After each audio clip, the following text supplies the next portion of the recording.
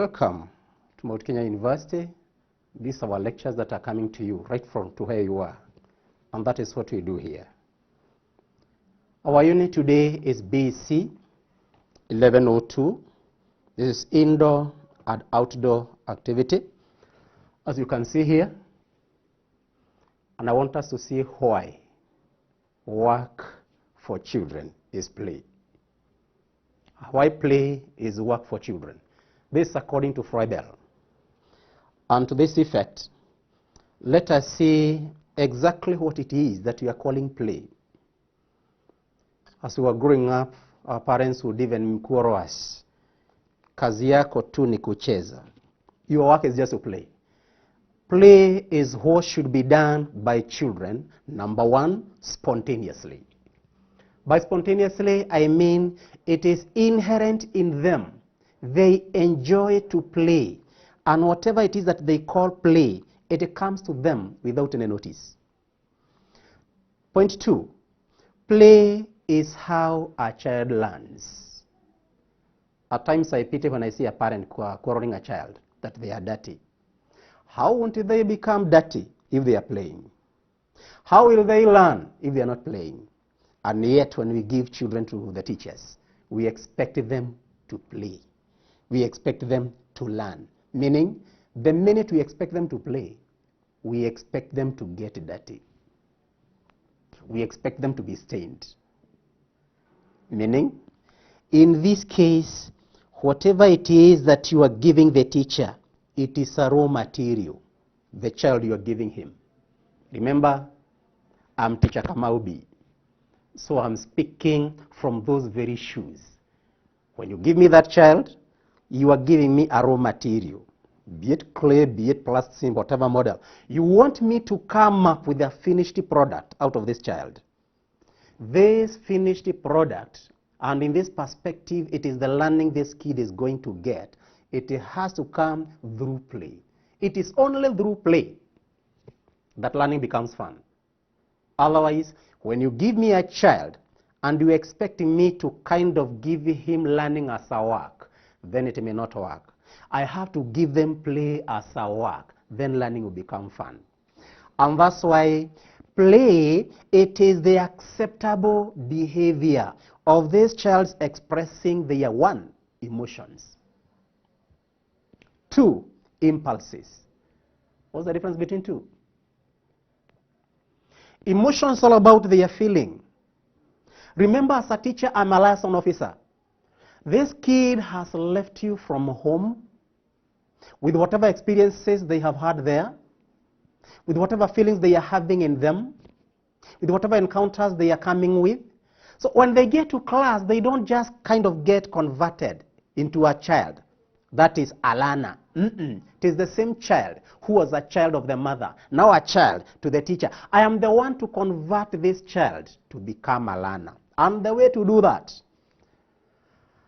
I must be very keen to see this kid kind of expressing themselves, and they express their impulses, and that is how I'll be in a position to transit this kid from the home environment to class environment, and this has to be through play. Play means a practice that is necessary for life skills. What are life skills? When you are giving me this child, you are giving me the child to educate them. To educate them, you intend me to impart to them knowledge, values, skills, and attitude. It is therefore that will make you one day say, my child gets something from the school. Parents, at times I would say we mess up. But at this point, I will accept whatever it is that comes from you. You normally ask them, is this what you have been taught by your teachers? Yes, and I take it upon myself because for sure, you have given me this child to impart knowledge, values, skills, and attitude, and that is the permanent change you'd expect from this child, and that's why I take it upon myself. Meaning, If I use play to impart the 4 in this kid, so that we may have a permanently positive change in this child, well, let us be in agreement that play is work for children. Well, we don't just play maybe to relax, to enjoy and all that. There is what is known that play imparts, play instills, play fosters, play develops. Because every teacher, now that I'm addressing university students, who are teachers, who are trainers, who are program officers, who are social workers, in fact, we are all children minders. There is no one time that you should engage children without specific objectives. If you don't have any objective, then you will not have any outcome maybe to expect. But when you have objectives, you will always know how to assess yourself and how to assess the learners. And let me address teacher trainers here. Anytime you teach, the way I'm teaching from here, there is something that is going to be so true about yourself. When you evaluate your lesson, there is the truth that you'll kind of recap in yourself, because the work of a teacher is to unwind the lesson they have taken through. And that is what we call reflection. I am sure what you may have to remark in the lesson plan or the scheme of work, how was the lesson? Remarks is the feedback you are giving to everybody. And it's not every feedback that you would like to get to everybody as actual as it should be. Meaning, in my case as a teacher trainer, I normally encourage reflection. Teacher Kamaubi. I came to that class with these objectives. This was my delivery. From the first minute to the last minute of the second hour. How much would I say I achieved? Where would I say I got it very right? Where would I say I got it somehow? And where did I go wrong? Remember, even in that class, I am a social being. I met children, I met people with thoughts and conscience. Meaning what? My delivery is still balancing. Remember, I started with saying, I am a liaison officer as a teacher. I am linking this child from the home environment to school environment to get what they should get from the school environment to go back to the home environment and show at the home environment they have been from school. See that? Number one, as children play, they should relax and enjoy. Mark my bolding and, because the two are very imperative. Relaxation has to do with the mind. It has also to do with the body. Enjoyment, again, has to do with the mind. And by the end of the day, when the two work on the body, what we get from this child, it is a relief of a kind. And a big relief. Where should I start with? When this child play, they love play. So they feel good about what they are doing. When they feel good about what they are doing, their mind relaxes. When their mind relaxes, then whatever it is that we may call their well-being is optimal. When we are talking of enjoyment, this is the allure they are getting to be involved in the activity they are engaging in. I have not talked of how much it has to benefit the other areas of the child development. But just mark that. You also enjoy. I don't know what you enjoy as a parent, by the way. I don't know what you enjoy as a child minder who is watching me. Some of us, when we feel that we want to relax and to enjoy, we go to listen to rumba. Taxi driver, nikomboleshe gari, niende Nakuru, nikamwone Hana. That is you. And you have the freedom. You had your formative stage. But this is the stage at which I am holding this kid because I want them again to be at the par with every human being. In your case, you have access of every other avenue of relaxation and enjoyment that you would get. But in them are in my hands so that I may mold them again to enjoy the endowment of nature as you are experiencing. Look at objective 2. The issue of increasing their vocabulary is so key when I am exposing this child to play as a teacher. What is this? It is a ball. What shape is this ball? At preschool, they may tell me circle. Well, it's understandable. But in standard 6, you expect them to tell me it is spherical. From the word sphere. Meaning what? Some of the things you may be taking for granted, they are so much key. They come in handy when it comes to play activities because that is where they willingly indulge. And whatever comes out, it is out kind of to get into them very willingly, very freely. And as a parent or a child minder who is catering for children, you realize, and there is some language development, a lot of it that I'm experiencing from this child. And you come to school and ask me, but even before I tell you, you realize the play activities I am exposing these children to, they are the ones that are offering such a rich learning environment that whatever learning that is taking place, it is not only from the teacher alone. It is from the more knowledgeable other. Who is my more knowledgeable other? And I'm the teacher in the class. The children I'm having in that class are my social capital. None of them is blank. One is good in physical play activity. Another one is good in cognitive play activity. Another one is good in this play activity. I mean, by the end of the day, you realize they have enough repertoire of the activities to perform. And it's like in every one of them, a lot of languages involved. So when I'm talking of vocabulary, I don't necessarily mean English, Kiswahili, the mother tongue. I just mean, how do I describe this? Is it a form? Is it an activity? Is it a what? Whatever feature it is, it will come out in language. My objective number 3, as I'm exposing this child to play activity, I am eyeing at nurturing their nature. Bringing out that which is innate in them, that was born with them. And these are talents and giftings.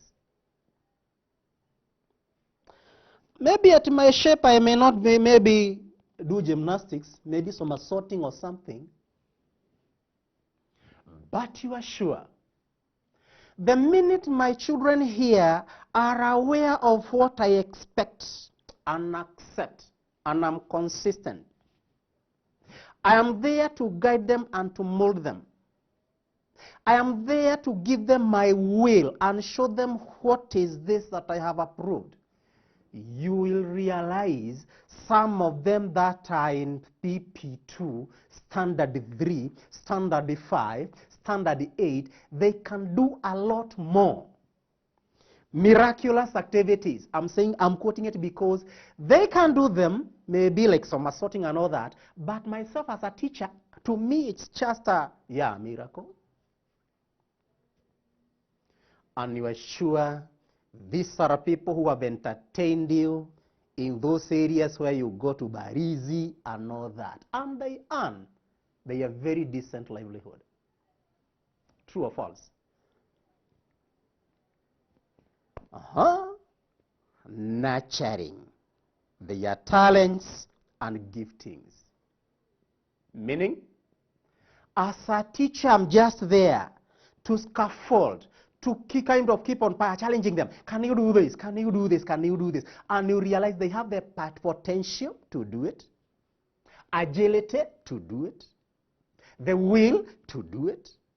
the motivation to do it, and by the end of the day, they will come making meaning of these activities.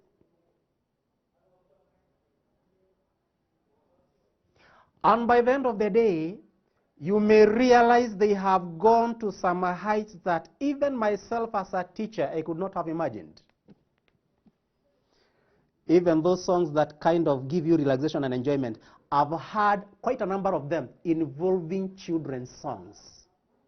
I won't sing them now because of time, but again, hey, development of the large and small motor skills is my key objective when I'm exposing these children to play. Why? When I talk of large muscles, I mean these large organs of the body.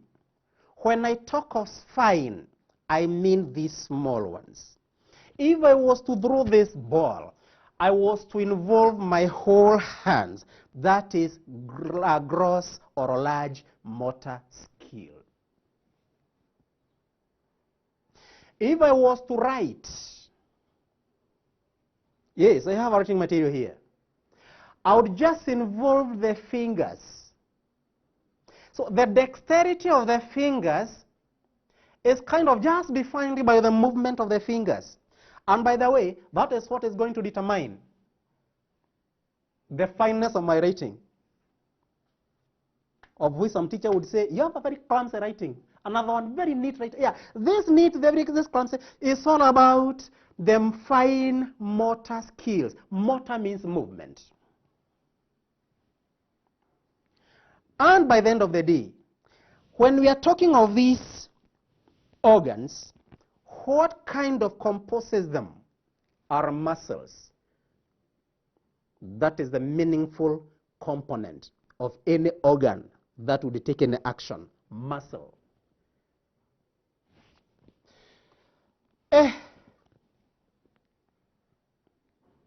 There's a lot that we discussed from Mount Kenya University. Play. Yes. Play in the morning. Play in the class. Play at home. Play in the night. They play everywhere. Meaning, we are just inducting one another. And that's why I'm not only addressing the teacher trainers and the teacher trainees. I'm also addressing child minders. Yes, I'm addressing you teachers who may not be even in my Mount Kenya University program. I'm addressing you house helps.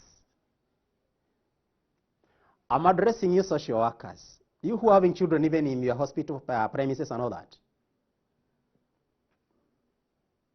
The prison wardens who are having children in their facilities. Every one of you who is dealing with these children, even those of you who are police people.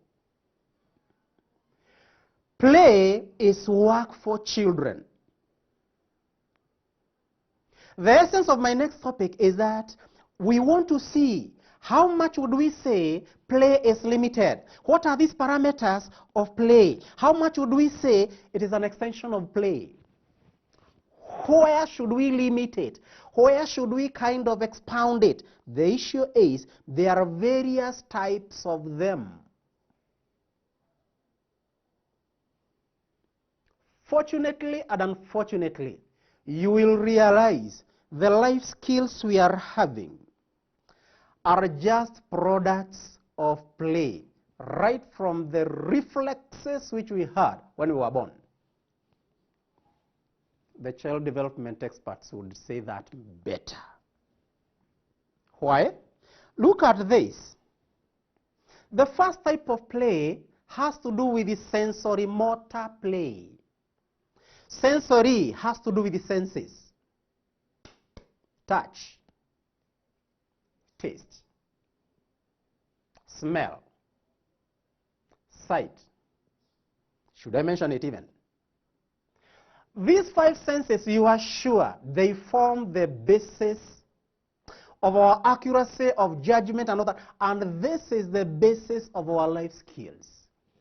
So when this child is born, as young as they are, you are sure they all fumble all over to feel a touch.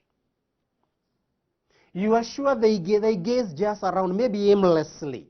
But as their vision acuity improves, you can tell, here, I never thought this is accurate in whatever they are perceiving. They have a lot of perception. Because remember, whatever I'm talking of touching, whatever I'm talking of tasting, is there a time that comes and it's like every load to them leads to the mouth? This is what feeds the brain, and this is now what forms their cognitive development. And by the end of the day, even today, our observation skills are so much dependent on the sensory motor aspects and concepts. I don't want to give terminologies and that is not our interest. That's not our interest. Our basic thing is there is a type of play called sensory motor play. It starts from the childhood, that is the very infant stage, and from there we can see this kid developing movement abilities too. Second type of play, mastery play. You can imagine this child is past infancy. By infancy, I was looking at the age that the child had just been born. Just go with him up to some place like 1.5 years. That is the toddlerhood. After 1.5 years, coming up to 3 or 4 years, you can see how much they are trying to stand, step, run, jump, skip, roll. No, these are the mastery they are doing. They are learning some skills, and the skills that they need, more so the skills that they observe around them. That's why you will see them driving an imaginary car. When did they ever drive a car? But they can see it happening in their midst, meaning they also take the fun, and here they infanticize. Mastery play. Meaning, when you find me with them, allow me, singing with them, when I was a teacher, when I was a teacher, I was. I'll just kind of have my hands here, but I'll continue with the song, and I'll observe them very keenly, because that is where I am getting my feedback.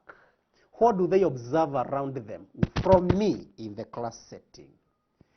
It was this way, and that way, and that way. That's why the issue is, I am kind of learning from them the much they see me doing in class and what they kind of bear in mind.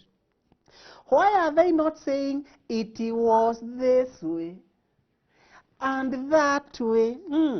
Why are they not kind of mimicking me writing on the board and picking in their books? When I was a doctor, we are looking at mastery play. They learn from us. When I say it was this way, every one of the experiences with the doctor will come out as I watch. Some will be saying, it was this way and that way. I am imagining this is a syringe that is being prepared to get into someone's body. I don't know the much they may be taking it, either positively or negatively. But somebody is just kind of bringing out the experiences they have had, the learning they have had, the internalization they have had, and the concepts they have formed. I wish you hear me, you childminder, house help, teachers, nurses, police people, prison wardens, NGO people, wherever you are and you are working with the children. Anytime they are there, they will never be idle. They will never be sedental. If you see them just idle and sedental, then their mental functioning is suffering. So long as the mind is moving, they will always practicalize whatever dimension, direction, the flow the mind is taking. Hey, am I scaring anyone? No. They are children, and you have come up the same way. Hey, another type of play, it is rough and tumble play. Tumble. And this is where you realize they imitate. And more often, because of the word rough, they imitate any act of aggression. Mom, nikudush. Haya. Akudush. Okay, why akudush? That is, they are saying now, they are requesting whether they can shoot. Where have they observed this? Okay. Am I justifying the violence we can see in the televisions and elsewhere? Am I justifying the domestic squabbles that are there and they are still observing? Okay, exactly. Why am I bringing it in as if it is part and parcel of this child? Yeah, it is true, it is.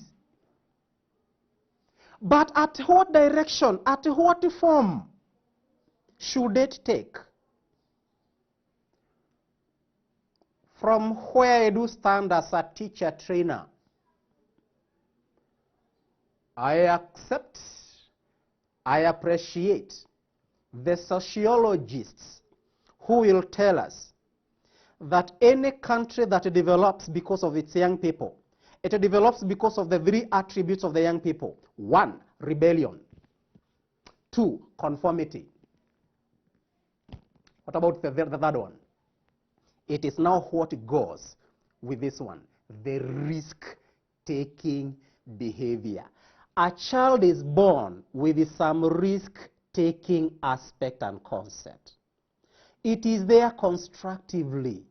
What we are to do the time I'm telling you as a parent, make sure you don't expose these children to these squabbles and all that. The issue is we are not talking of vices. We are here to promote values in these children. So the risk-taking behavior should take the form of a value, not a vice. Mark me very well.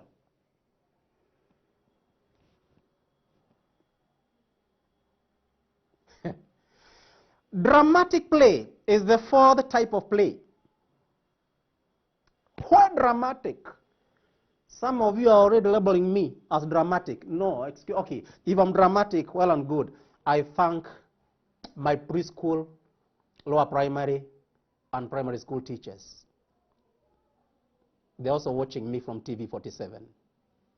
Thank you, teachers. I brought what you taught me to Mount Kenya University, and that is what you are doing best. When it comes to dramatization, these children will always kind of be seen doing some plays which they are acting out.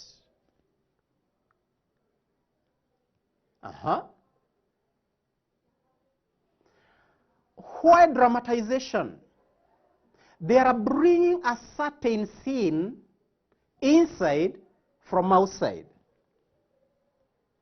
Meaning, whatever scene that they saw, whatever scene that they're exposed to, whatever scene they have encountered, it is now where the computer concept comes in. Garbage in, garbage out.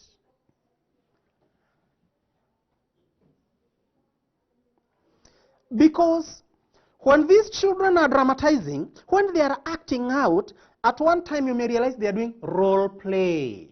I am the father, I am the mother, I am the child. Every one of those people will take some roles that are played by the figures they have taken position in. If the experience is positive, you'll see it with your bare eyes.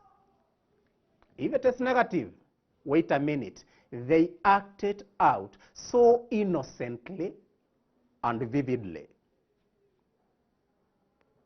So what am I addressing here? I am saying this is a time when the child has something we call symbolic thinking. Whatever they are thinking, it is there. And because they are not with it here, they have now to kind of improvise, bring it out, modify. By the end of the day, they bring out the picture as it is and as it was, as they experienced it or as they encountered it. Type of play, dramatic play. Meaning, what we want them to reproduce, let us always be very keen to let them learn it, experience it, consume it, internalize it, and value it. Remember I said, as much as I'm exposing my children to my thing is indoor and outdoor. That's what I'm looking for. Remember, I'm talking of indoor and outdoor play activities. Why indoor? Why outdoor? That's why when I'm talking of the dramatic play, wherever they may have experienced whatever scenario they are bringing in, they may have experienced it elsewhere. By the way, it could have been some shootout and all that. But in the class here, they must conform it now to the parameters of the classroom. But either way, this is their mind flow, their mind structures, their mental kind of constructions, perceptions, and productions that are coming into sight.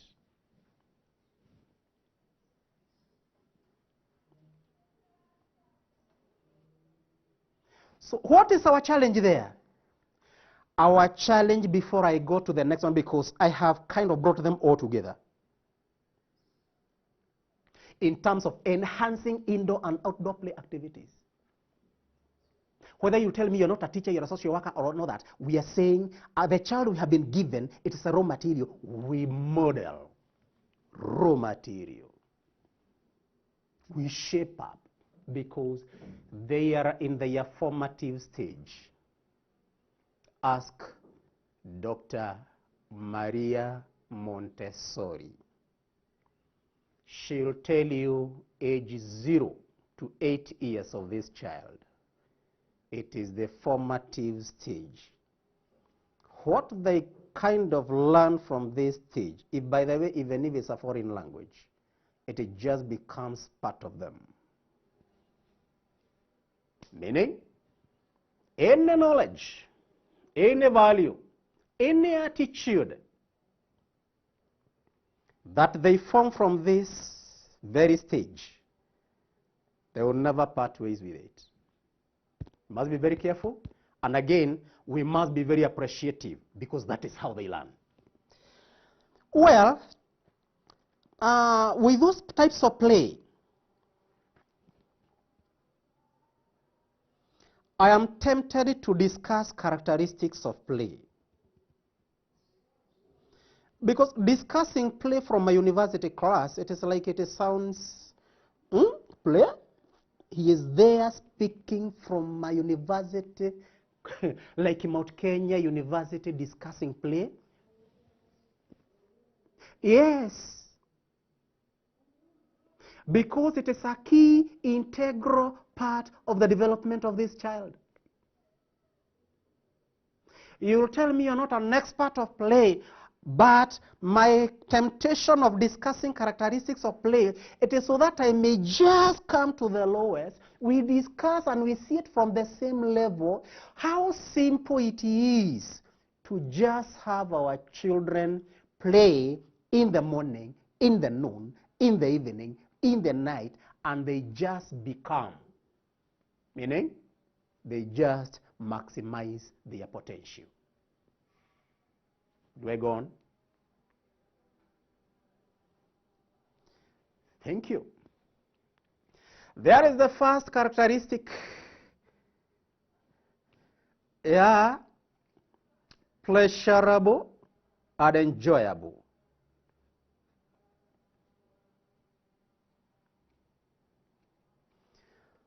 Any play they engage in, to them they feel so good and they really enjoy.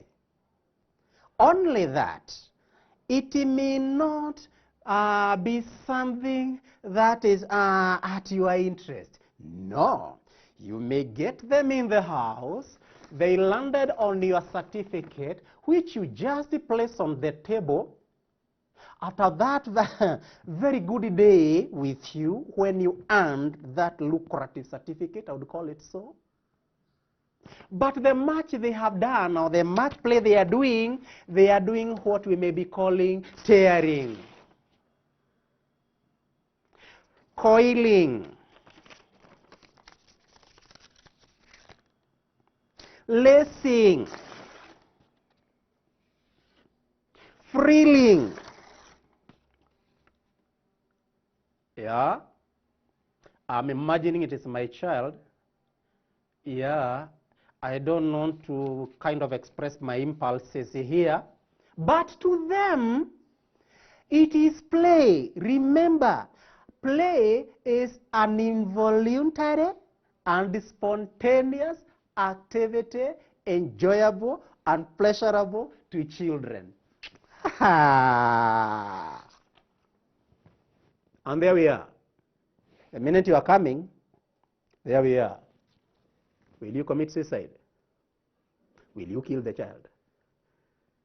Before you give me the answer, the issue is their energy will always flow where their attention goes.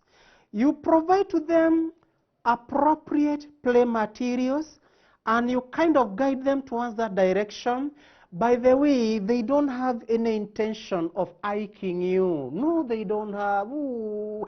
If you'd ask them, they would want to do anything that will kind of attract. Good boy, good girl. From the teacher, from the mother, from the house help, from anyone. Meaning, the challenge now gets to us. Look at point 2, characteristic.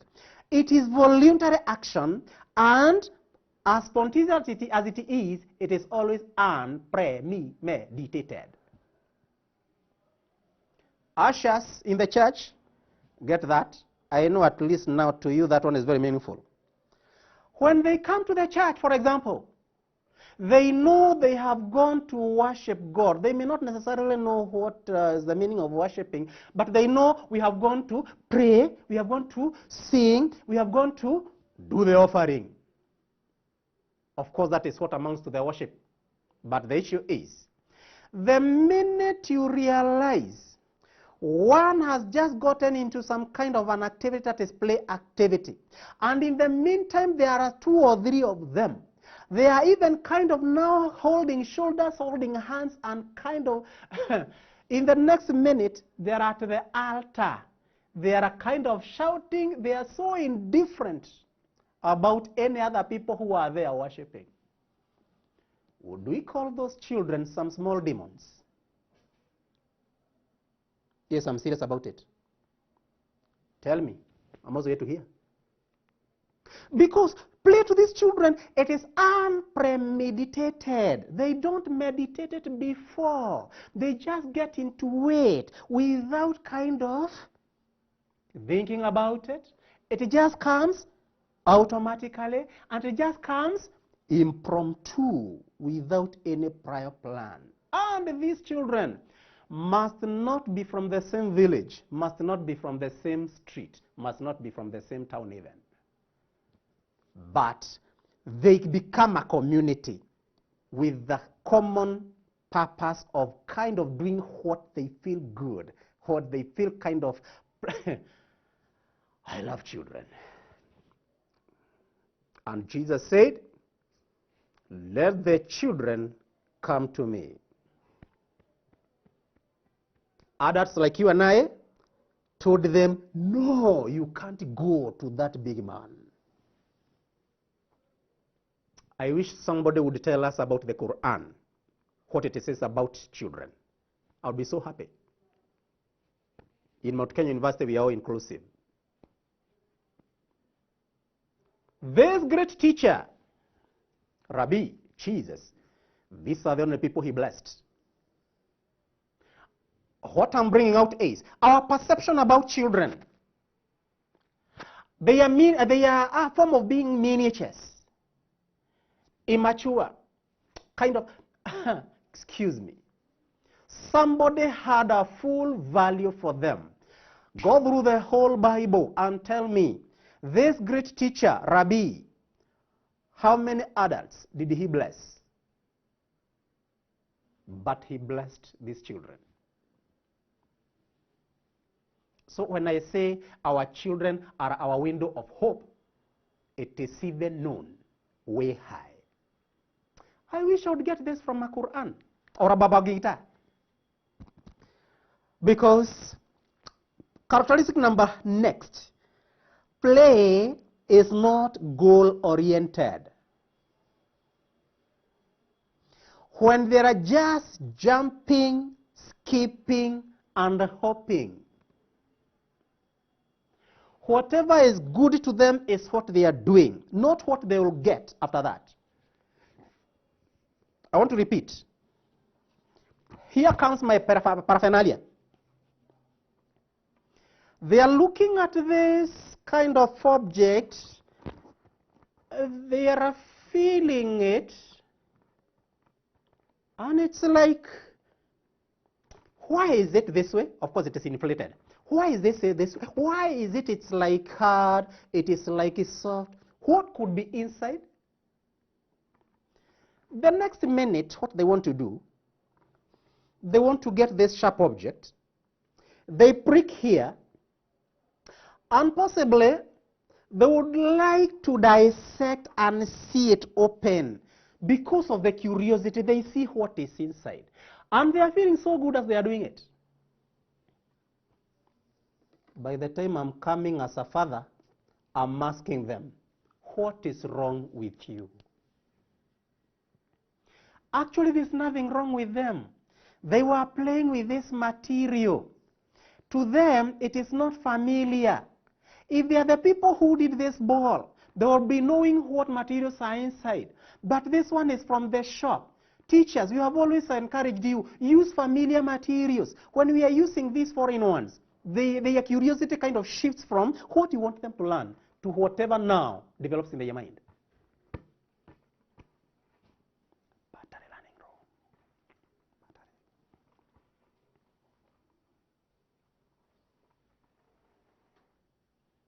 Are you getting me? So, when I'm here saying there are two things that are involved in the play, number one is the process. Number two is the product. What they are doing with this ball is the process. Even as they are stabbing it, it is a process. They may not necessarily think of to when it is dissected and it becomes some maybe useless fragrance. Will it help? To them, that is not material. Whatever they are doing at that time, the process is what is important to them. I have a table here. In the next minute, they are going to land here. And they are going to use my ballpoint here as a microphone. Hello, hello. Who are they imitating? In the first place, do they know that they are making this very good garment dirty and the way it is white? All of a sudden, my body can be a matatu. Ishirini town. Ishirini town. They may not be having that mind that sooner or later they are going to come down with this very board. These are our children. That is how they learn. So, whatever we may talk of, you are naughty. If it is as a result of play, kind of revise it. You don't think. See what you have done. Revise it. Do you have your right mind? Are you okay? Oh, you're running crazy. Again, revise. Process to them during play is very important more than the product. Now you are concerned of the product. They were concerned and interested in the process. But play has taken place. Learning has taken place. They have realized there is nothing inside here. So now come explain to them. It is the air that was inside. Good. At least you are confirming a lesson already learned.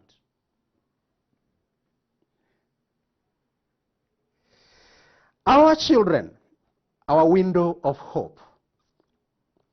We thank God. We like the way you are with us in Mount Kenya University. It is plays an active process or engagement. Meaning, when we are talking of engagement, we are saying it involves the whole of this mind. Don't ask them, can't you see where you are playing from? Can't you see? By the way, they may do something that you would call very silly, and I quote that silly. I quote it and revise it. When we are saying it is an active engagement, we are saying, in fact, the psychologists in the house will say they are allocating all their cognitive resources there. Meaning what? It is not a simple exercise as you may just see it. So when you are telling them, they are not thinking, by the way, this is the time they are thinking hardest.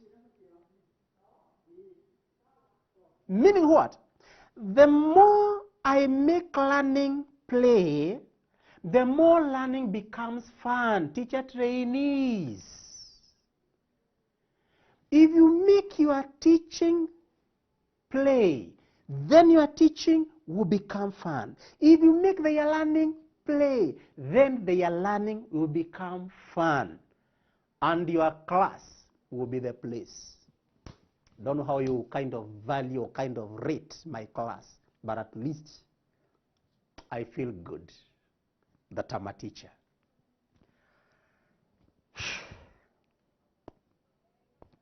I wish you can talk to me. I know you have experiences, both encounters and what you have watched around. So you can confirm where we have constructed or distracted our children. And there's the knowledge that you are packaging, because we have all been through that, but our experiences have been different. And that's why we are the way we are. So I am a product of how I was brought up. Either academically, either socially, either cognitively, either emotionally. We are products of how we were brought up. Non-literal, meaning it is just a pretense. So it's not a very big deal if they would just grab my phone and kind of now go, it's like, napiga simu, halo, huko Mombasa, namuita Amina, aje tucheze alampaka mpakacha, sindele sindele. Hey, I like children. Because these pretenses they do, to them they mean all. The minute I'm denying them the chances and all that, the minute I'm becoming so rigid and conformed, I am limiting a lot of themselves. I explained that. I am limiting a lot of their uniqueness. Look at the world we are in, the world of creativity. It is these people who are in creativity, you are sure that they are coming out very decently in their livelihoods. So if we kill this in these children, then it is like, well, we are limiting a lot. I'm saying this because I'm avoiding some words which I should be using, but again, let me just use two. Are we mentors or monitors? They are picking my phone. Where are you taking my phone? You want to do? When they take this ball, we have the ball for the father and the ball for them. Okay, I'm not really encouraging some truancy, delinquency, and kind of carelessness, but what I'm saying is, let us remember there is a lot of pretense with children's play, and this pretense, when it allows them to manipulate whatever may be their dads, then it is maybe kind of promoting a lot of their independence, responsibility, and tactfulness. Why? How we brand them, they make sure they become. We brand them good people, they become good people. We brand them rogue people, they know how to do it. If anything, this ball that I'm making sure they don't get, they'll make sure they'll be getting it when I'm not there, because they are even becoming more curious. Why is it untouchable? Play is flexible. As a teacher trainer, how do I know play? I know play the way I used to play it, or the way I used to see it being played. But today, there is a lot of development. There are a lot of changes. There are a lot of disparities. Let us just underline that. Meaning what? The way these children may want to play today may be so much advanced, may be that even my mind cannot construct. Teachers who are listening to me, you are sure and you can bear me witness, the way these children have been participating in the music festivals. In fact, preschoolers, they present some intricate items in dramatization or singing and all that. You just watch and you wonder, you are the one who is feeling it's like, what if they make something that is not in order? What if they go wrong? But by the end of the day, you are sure the way they take on that activity, you are like, is this a teacher who has taught these children this item? Can I do it myself in the first place, even if I was given a group of my colleagues? Yeah. Play is very flexible. Even whoever was taking them through that item must have learned a lot of their reflexes and must have gotten some ideas and imaginations from the reflexes, some things that they are just doing without intending. And the teacher would realize, and by the way, that one can be an item to enhance the activity.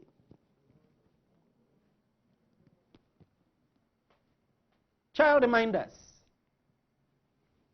We are there, very rigid, fixing them. Learning is there to make you a doctor. Learning is to make you a lecturer. And I feel good to be a lecturer anyway. Learning is there to make you. But you realize, in fact, this most important ingredient of the community, called the creative arts, is so from this. Play involves repetition. Are you bored by how much children repeat whatever it is that they are doing? It is part of play. It may depend with the levels, but just get it that way. It is full of repetition. There is a climax in whatever play they are doing. When repeating that, they feel good. There is just a part of their play. They feel good when they come back to the same every now and then. Meaning what? I'll come to how I should be when I'm watching them play as a teacher, as a parent, as a house help, any childminder, whoever takes care of these children.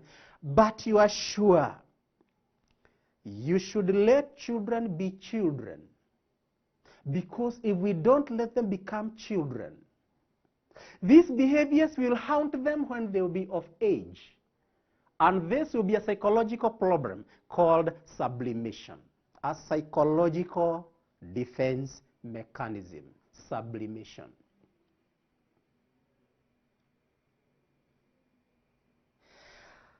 Well, play is intrinsically motivated. You don't tell children to play. You just create an environment conducive for play. Otherwise, the motivation comes from within. What you may just hear from them is, they are proposing, let's play this game, let's do this.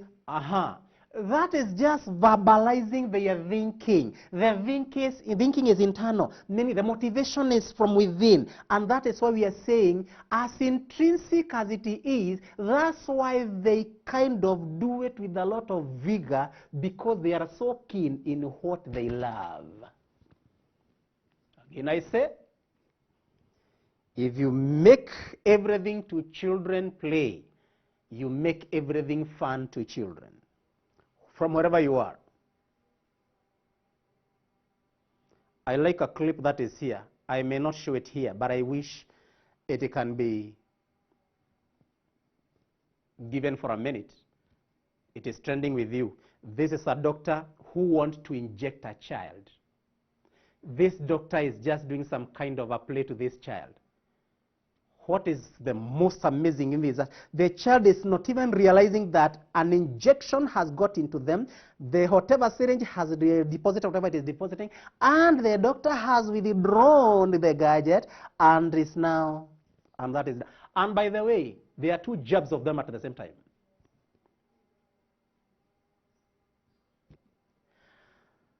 Always, as I started by saying, I want to first end the lesson. Use familiar objects. Use familiar objects. Anytime they are in play, kind of embark on familiar objects.